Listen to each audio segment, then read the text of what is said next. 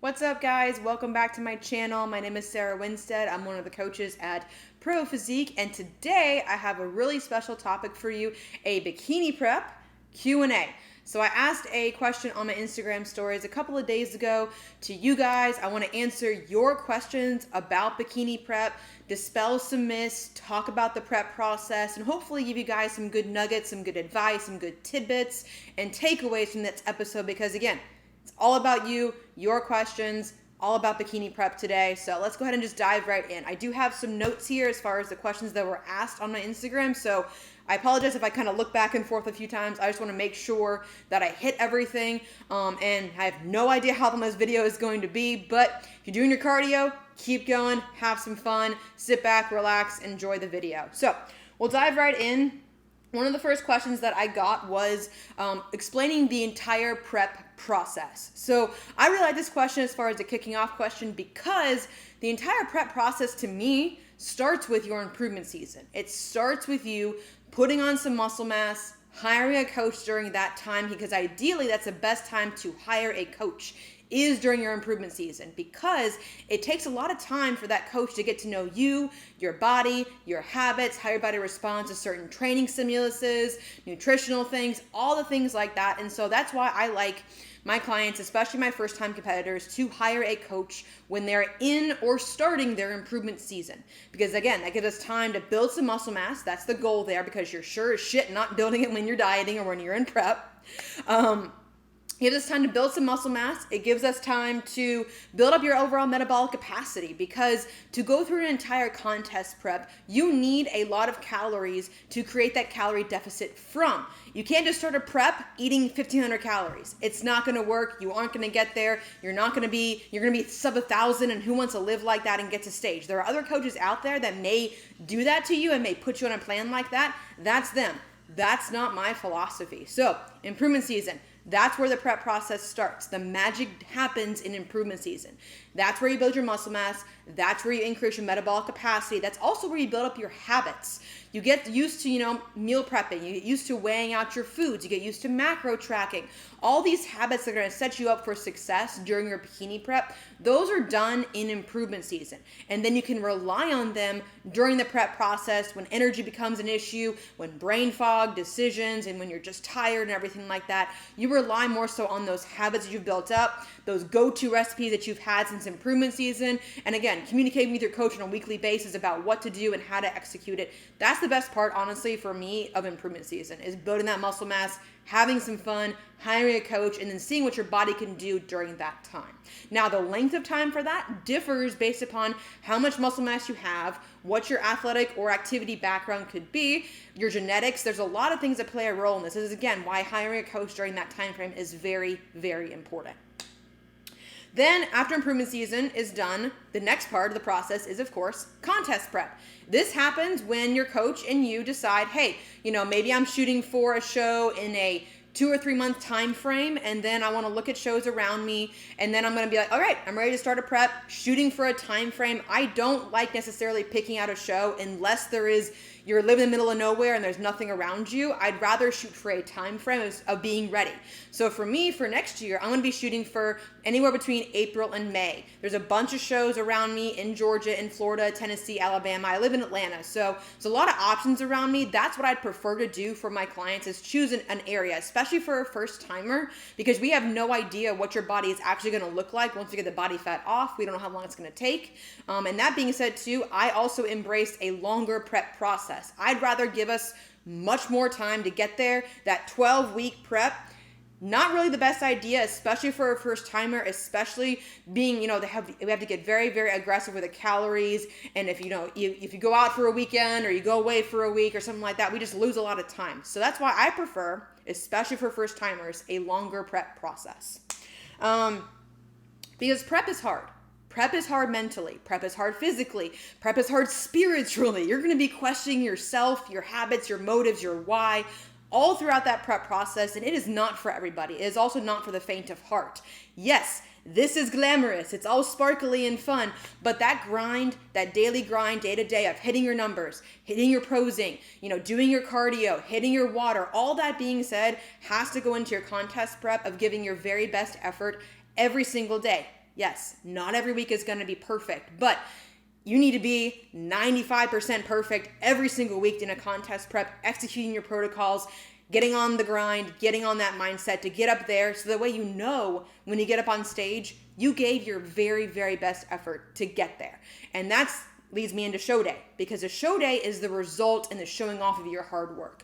The grind, however many months and maybe how many years it's taking you to get to the stage, the show day is where you show all of that off. That is the glamorous part, where you have the sparkly bikinis, the shoes, the tan, everything like that, the camaraderie backstage. It's an amazing day. Get up there, show off your hard work, get the feedback, and then last part of the process, going right back to work into your improvement season with a great reverse diet. Nail your reverse. The reverse is harder than prep. I will say that right now. It is, because no longer is the scale going down. The scale is supposed to go back up during improvement season, during your reverse diet after your show. It can be a real mind fuck. It really is, because the lines are going away. Your abs are going away, because what it took to get you to that stage, that look, is not sustainable year round. I don't care what they tell you or anything like that. If you're a genetic freak, maybe you can stay pretty close. But for the most of us, myself included, I don't have abs. I have maybe some little lines of obliques. Maybe I have a smattering of a top two the first thing in the morning. That's it. But that's what it takes to get you through that reverse diet into improvement season. And again, taking the judges' feedback into account, putting on some muscle mass, making some improvements, because that, for me, honestly, is the best part of the sport. It's coming back year after year after year. Again, I've taken 2 years off, so that's great.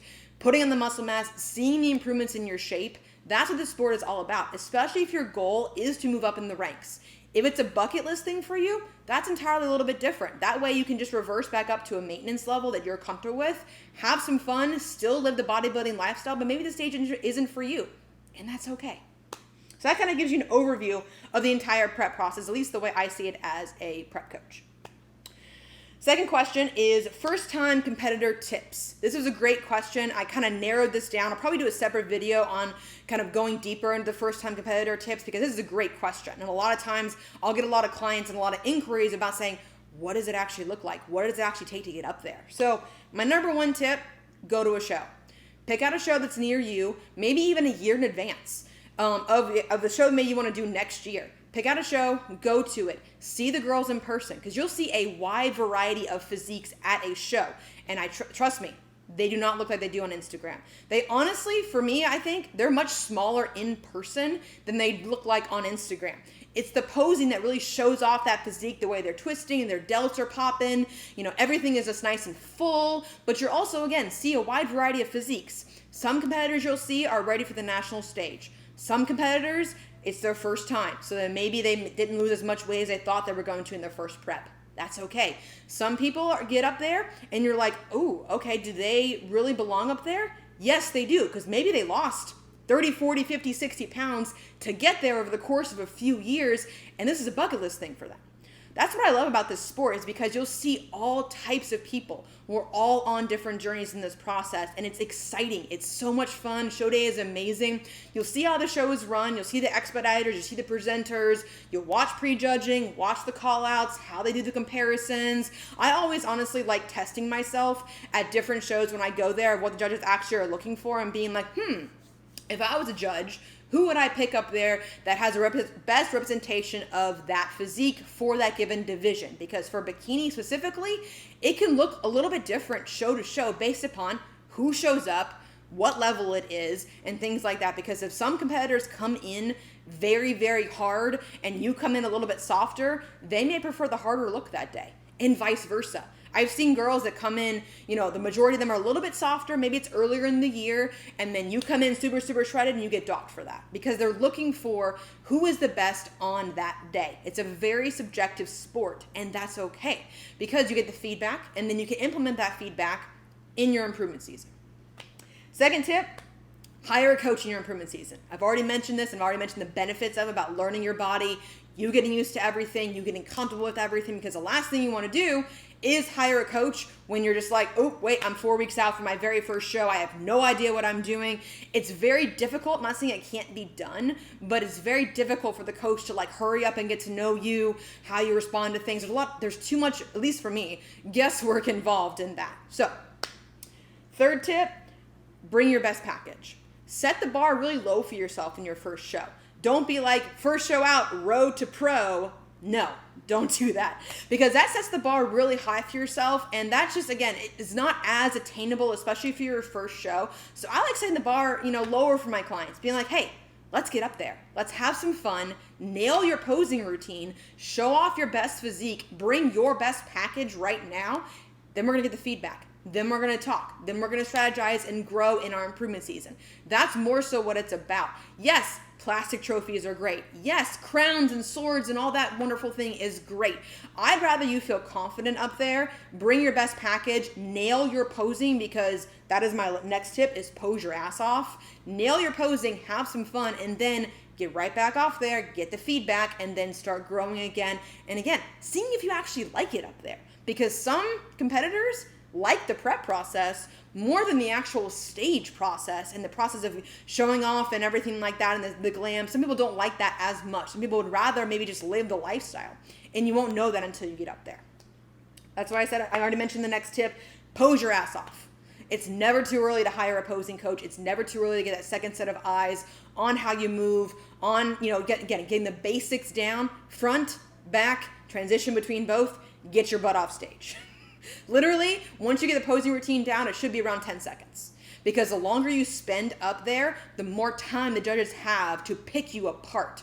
Yes, there is some flair involved and things like that as well. But it's not who's the sexiest person up there. No, it's more of a physique competition. It's who has the best package for that day. Yes, third question is going to be weight gain post-show. How much weight to gain? This is a very common question that I see all around, like Facebook, Instagram, TikTok, everything like that. How close should you stay to your stage weight? Very common question.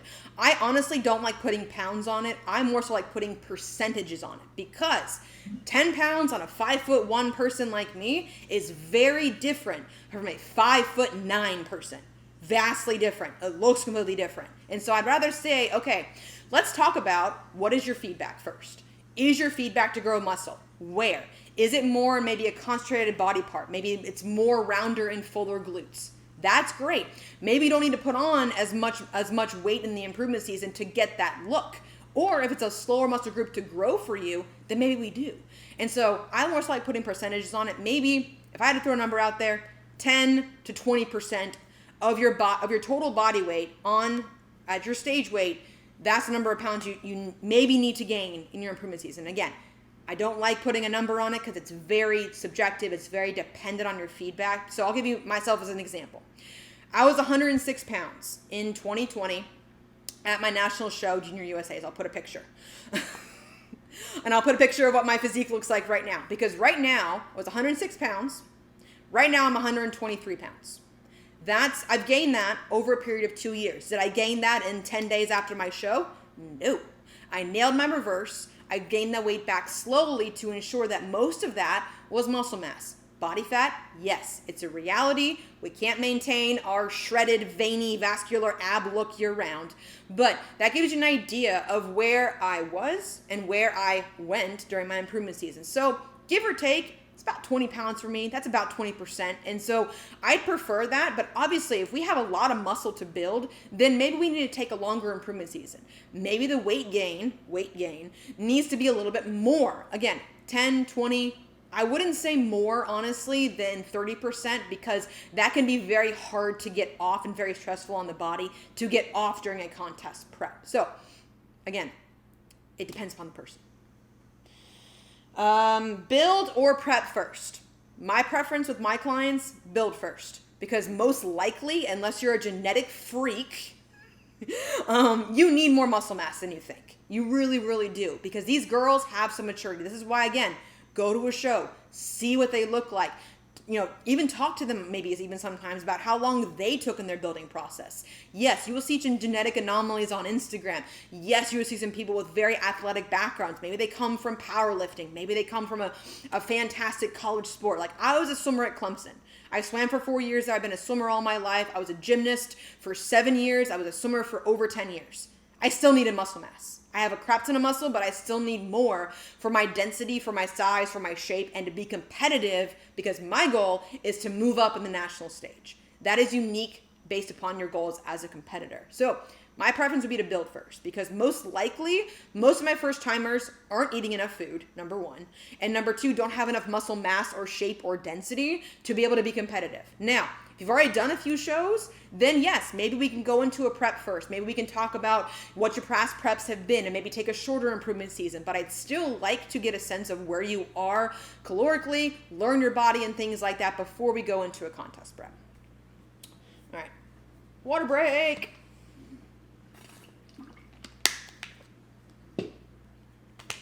Artificial sweeteners. This is a big one as well. You see a lot of differing perspectives on this based upon the coach, based upon their philosophies and everything like that. So for me personally, I like artificial sweeteners. However, caveat, if you can digest them well.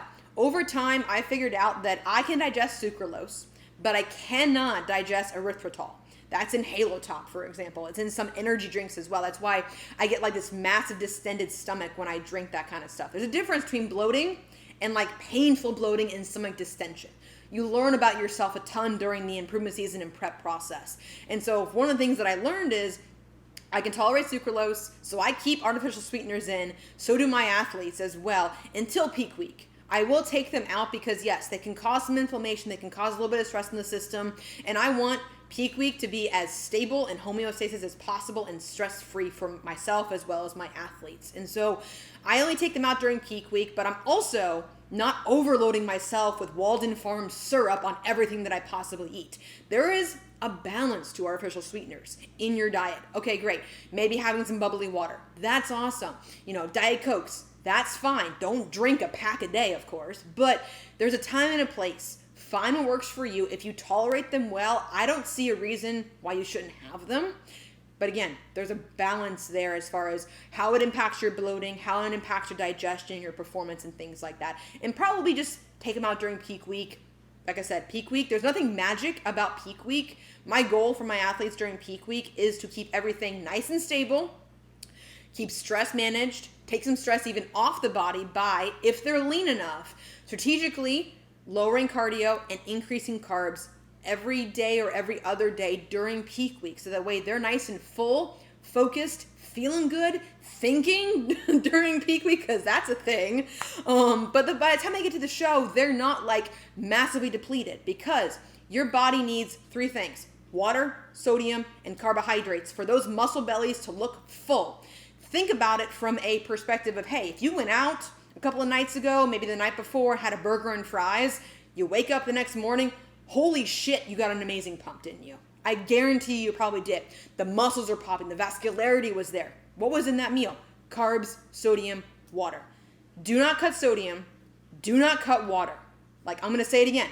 Do not cut sodium, do not cut water. I don't give a shit what your coach says. Do not do it. Do not take diuretics. You don't need them. You're going to look flat. You're going to look like a freaking pancake on stage. I'm very passionate about this. Why? Because I've done it. I've been there. I've done the sodium cut. I've done the water cut. I literally, after my first show in 2017, had to go to Taco Mat because that's where I wanted to go post-show.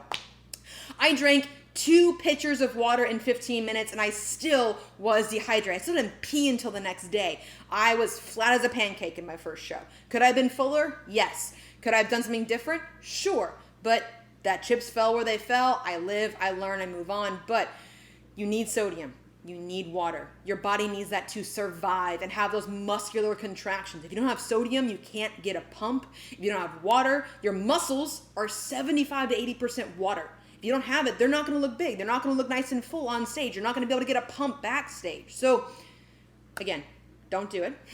I'm going to get off my soapbox. But there's nothing magic about peak week.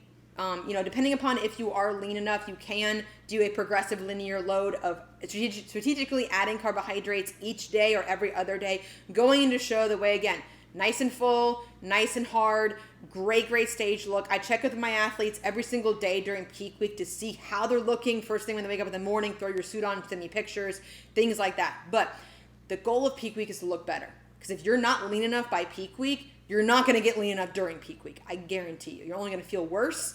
And then that creates a rebound effect of post-show and post-show binging. Post-week of after the show binging, I've seen people gain 15 pounds in a week. Honestly to God, I've seen people do it. You probably are watching this video saying, oh, I know somebody that did that. So to avoid that and to mitigate that, I have multiple conversations with my athletes leading up to peak week and even during peak week. I want to know how they're doing. We also figure out a post-show plan before peak week even happens, honestly. That way they know and they feel good about it. They have a plan. That way they just go execute and have some fun on show day, get back on track. Either they're doing another show or they're reversing. Either way, they have a plan. They have an idea of where they're going, what they're doing. So meal plan versus macros. Now, this is a personal preference. At the end of the day, it comes down to what you can adhere to. What you see yourself being successful with over time. Is it I don't need to think, just give me a meal plan. I don't want to know what it is. I just want to eat the same foods for the next 20 plus weeks. I don't really care. Then that could be a meal plan. That can work for you, and that's totally fine. It's not my preference as a coach or as an athlete because I love flexible dieting. All of my athletes embrace flexible dieting and follow a macronutrient-based approach where, yes, 80, 90, 95% of your day, nutrient-dense foods, lean proteins, fruits, vegetables, fiber, whole grains. All those things are going to fuel your body. Then, because we got to live life, a portion of that day has to satisfy those cravings. It has to be more flexible because if we're constantly over here eating super, quote unquote, clean every single day, day in and day out, there's going to come to a point, I don't care who you are, where it's not going to work. You're going to go off plan. You're going to be around a plate of cookies or a plate of brownies and you're going to be like, holy shit, I want that. And then before you know it, you're fist deep in peanut butter, you're fist deep in cookies, and then you're just like, holy shit. So that's why I don't prefer a meal plan. That's why I like the macronutrients, because if during prep you want a sweet treat, you want to fit in something fun for yourself. Like I know a lot of my clients do like the fun nut butters or they top the rice cakes with nut butter. Something fun for yourself that you look forward to that gives you some sanity, that's fine. Work it in. Just put it in and back it into your day. That's why I like macronutrients. That's why I like flexible dieting and things like that. Obviously, taking into account digestion, taking into account what actually makes you feel good, and also what doesn't leave you with poverty macros, because I don't like macro hoarding of eating nothing but like lettuce and, stupid tilapia and throughout your day and then like having massive amounts of pizza and cookies and brownies at night. No, that's not how to do it. But meal plans, macros, it more so comes down to what you can adhere to when you see yourself being successful with. All right, almost done here. Last two questions. The most unglamorous parts of show day. This is fun. So it smells backstage. It really does. It doesn't smell good, especially if it's like a place that's not, ventilated well, because in order to get the tan on your body, you can't shower. And depending upon when you start the tanning process, you may get one shower, you may get none. And so that can start as early as Wednesday. So, for me, I didn't shower. I think Thursday was my last shower before my showdown on Saturday. I still trained a little bit, but you can't shower. You can't use deodorant. You can use dryer sheets on your underarms. Otherwise, if you use deodorant or sprays or anything like that or lotions, the tan will turn green. So it smells backstage because who else is back there? The boys. And they are posing their butts off, flexing and like dripping in sweat. It smells. It really does. Hopefully the tanning company, whatever the smells are back there, maybe that helps to mask it, but it smells. It does. So I would stay away from the boys. If you can. So yes, and I also mentioned this as well as the unglamorous part. You can't shower. like you just can't shower because the tan will come off. Usually you can shower off maybe the first coat, depending upon, again, how many coats you need, what your skin type is like, what the tanning process for you and the host tanner is, or if you're doing the DIY with someone like a pro tan. Again, everyone is different with how far their tanning regimen is and how dark they need to be. And so not showering for, 2.5 days, all you want to do is shower. Like, all you want to do is shower. It's not glamorous. You smell. You just kind of get through it. And then, honestly, I really didn't notice the smell as much my second show. I noticed it more my first show. So the whole not showering thing for 2.5 days is kind of gets you. So, and then the last unglamorous part, then I'll go to the best parts. The last unglamorous part is, especially for females, going to the bathroom. It's a struggle. You got to pee either through cups. I suggest more so peeing through the cup instead of into a solo cup, because splashback, it's a real thing. It's not TMI. It's unglamorous. We all got to do it. But every time you pee, you're praying to the gods that it does not splash, that you just go and it gets done and you're good and everything like that, and you don't mess up your tan. Because at a certain point, like, you just pray. You just pray. And if it messes up, yes, they have people backstage to help you fix your tan and things like that. But it's still like oh God, am I going to get it all myself? So, that's the unglamorous part. There's many, many unglamorous parts of this entire prep process, but those are probably easily my top 3. And then the most glamorous and the best parts of prep. This is what I'm going to end this video with.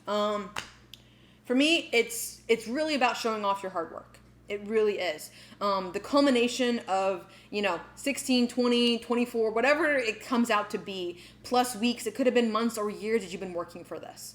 The culmination of showing off your hard work, getting up on that stage, when your heel hits that stage and you walk out there, man, it's unreal. It's really unlike any feeling that I've ever gotten before in my life. And like I said, I've been a college athlete. I've been at that, conference level of competition, the lights, everything like that. I've been there.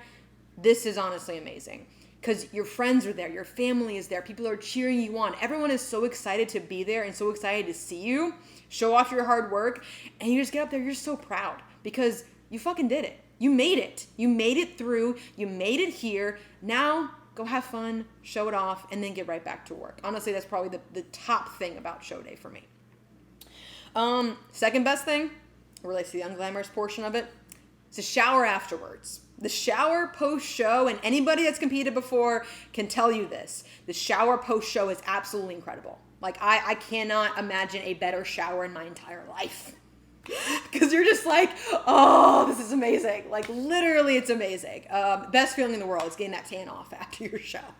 Then you can go eat. But honestly, I literally was like, I need to shower first. Then I'm going to go eat something. And then lastly is the girls backstage. The camaraderie there is amazing. So if it's your first show, be nice to people. We're all in different journeys. We're all with different teams, coaches, people like that, people that have prepped themselves. We're all on different journeys, and the ability to meet people that have the same goals as you, that have gone through the same, glamorous and unglamorous things as you have. You make a lot of friends backstage. You really do. And I still, communicate with a bunch of the people that I met back in my 2020 prep. I still follow them on Instagram. It's honestly a community. It really, really is. And it's an amazing community to be a part of because we're all driven towards our goals. We're all working hard. We all want to do our best. And yes, of course, we all want to win. We're super competitive. That's awesome. But the camaraderie backstage is amazing. The girls you get to meet. So if you're back there, say hi to people. Be nice to people. I've shared my bands, my dumbbells. I've helped girls fix their tan. It's amazing to be backstage. It really is. So make friends. Bring a blanket. It's cold. But make friends. Talk to people. Just it's amazing. Just enjoy that time backstage with the girls there because it's awesome. It really is. Bonus here, because, I'm an athlete, I'm competitive, the ability to improve. Show to show, if it takes you 2 years to get there, that's totally fine. But the ability to improve every single time you step on stage is honestly why I'm still in this sport. Because I want to bring a better package every single time I get up there. And that for me is the best part, is the ability to push yourself, the ability to grow, to learn, to keep improving based upon what your feedback is, based upon where you see yourself going in this sport, moving up the ranks, bucket list or otherwise. The ability to improve and to grow as a competitor, as a person, as just a student of the sport is amazing. So that's, again, probably up there with the showing off your hard work on show day. So that's going to do it for me on this video today. I appreciate everybody who sent in questions. If you have more, feel free. I can do another one of these. Comment below, subscribe to my channel, like the video, share with your friends, share with other first-time competitors, because the more we get this messaging out there, the more we get these questions answered. Hopefully, the more people become informed as first-timers, as, you know, returning competitors and things like that as well. But if you stuck around this long, I appreciate it. Hope you guys enjoyed the video, enjoyed your cardio session. If you're doing some cardio, keep going. You guys got this. I'll be right there with you soon next year. But yeah, if you have any other questions for me, please do free to reach out. I am taking on lifestyle clients as well as competitors right now for Pro Physique. So you can always use a link below to request me as your coach and things like that. But I will see you guys in the next video.